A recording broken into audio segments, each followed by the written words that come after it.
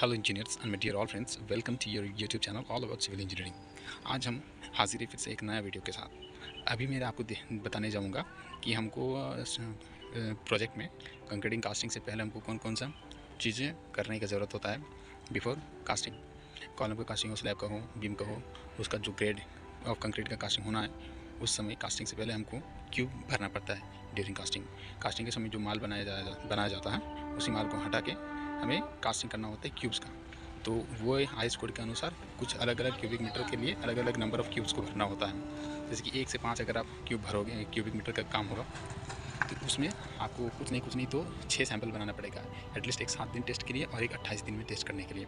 तभी वो सब हम लोगों ने देखिए बहुत सारे क्यूब का कास्टिंग हुआ है, और ये इसको वैट कहती है, और या फिर इसको क्यूरिंग टैंक कहते हैं। उसको कास्टिंग हो जाने के बाद क्यूरिंग टैंक में डालना पड़ता है, 28 दिनों के लिए डाल के रखना पड़ता है। देखिए यहाँ पे हमारा जितना सारा देख रहे हैं वो क्यूब्स डाला हुआ है, बहुत सारा। देखिए 2 टैंक अपने पास है, 2 टैंकों में, और साइड में देखिए ब्रिक्स का भी सैंपल बना के रखा, और ब्रिक का भी टेस्ट होगा। और ब्रिक टेस्ट की रिगार्डिंग हमने पिछले वीडियो में भी बात किया था। ये तो हमारा क्यूरिंग टैंक हो गया। देखिए इसमें जितना सारे क्यूब्स हैं वो सारा 28वें दिन और 7वें दिन में तोड़ने के लिए रखा गया है। और अभी मेरे पास ये एक क्यूब लाया हुआ है। इसका कास्टिंग हम लोगों ने 5 तारीख को किया था। ये कॉलम कास्टिंग हो रहा था उसका, और इसका ग्रेड आप यहाँ पे देख रहे हैं कि मेंशन किया हुआ है M25 ग्रेड का कंक्रीट के साथ, वो हमने कास्टिंग किया था। तो चलिए आज इसका प्रोसेस के बारे में जानते हैं कि इसको हम कैसे बनाते हैं और इसका कौन कौन सा पैरामीटर्स को ध्यान में रखना होता है। तो इसको हम लोग क्यूब बोलते हैं। इसको हम लोग क्या बोलते हैं? क्यूब बोलते हैं। ये हमेशा कास्टिंग जब होता है स्ट्रक्चरल मेंबर्स का, उस समय जिस कंक्रीट से हम लोग कास्टिंग करते हैं उसी कंक्रीट से ये क्यूब बनाया जाता है। हमेशा सेम कंक्रीट से ही बनाएंगे, क्योंकि हमारा जो यूज़ हो रहा है जिस कंक्रीट में, उसी कंक्रीट में हमारा आफ्टर 28 डेज या फिर 7 डेज के बाद कितना स्ट्रेंथ आ रहा है वो जांचना होता है इसके माध्यम से। तो चलिए आज बात कर लेते हैं कि इसको हम लोग कैसे प्रिपेयर करते हैं और इसको कौन कौन सा स्पेसिफिकेशन के साथ हमको बनाना होता है। तो सपोज़ मान लीजिए कि हम लोग का अभी आरसीसी जितना जगह होता है, मैक्सिमम जगह पे M25 ग्रेड से नीचे तो आजकल होता नहीं है। तो अभी मिनिमम का अभी हम लोग जैसे कि M25 ग्रेड का ही कंक्रीट का ये क्यूब बनाया हुआ है। तो सबसे पहले क्यूब का मोल्ड होता है, जो मेटालिक सांचा होता है जिसमें हमको डालना पड़ता है, इसका माल डालना पड़ता है और क्यूब बनाना पड़ता है। उसको हम लोग मोल्ड कहते हैं। ठीक है, वो मेटल का होता है और उसका साइज 150 बाई 150 बाई 150 होता है। मतलब वो एक प्रॉपर क्यूब बनता है। हर एक उसका जो भुजाएं रहता है वो समान होता है, 150 mm by 150 mm by 150 mm।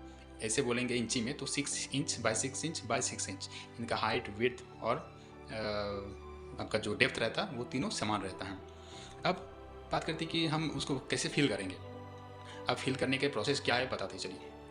जो कंक्रीट हमारे पास आ गया, उस कंक्रीट को सबसे पहले जो मोल्ड हमारे पास रहेगा उसमें ऑयलिंग करना होता है। ऑयलिंग किस लिए करना होता है? अब देखिए इधर का जो सरफेस देख रहे हैं आप, ये सरफेस स्मूथ सरफेस आया है, कहीं की वो आप कुछ वॉइड्स छूट गया है। तो ये वॉइड छूटने का वही रीज़न है कि शायद इसमें अच्छे से ऑयलिंग नहीं किया था, इसीलिए। और वाइब्रेटर मतलब वो टैंपिंग रॉड भी अच्छे से नहीं चलाया था, इसीलिए ये आया है।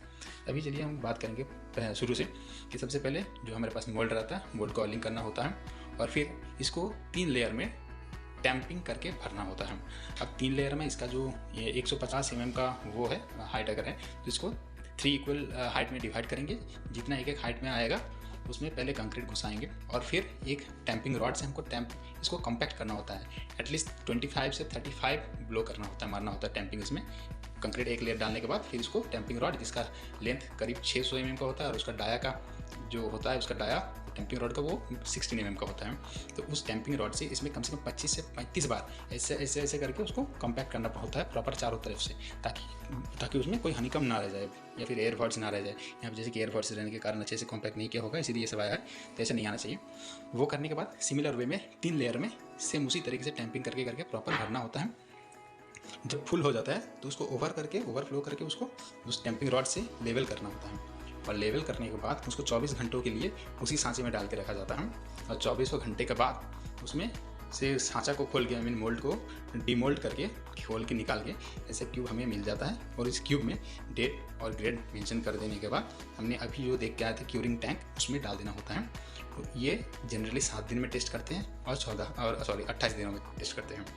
तो 7 दिन में इसका जो स्ट्रेंथ आना होता है एज पर IS 456 के अनुसार, वो कुछ नहीं तो 60 से 65% के बीच में इसका स्ट्रेंथ आना चाहिए। ठीक है।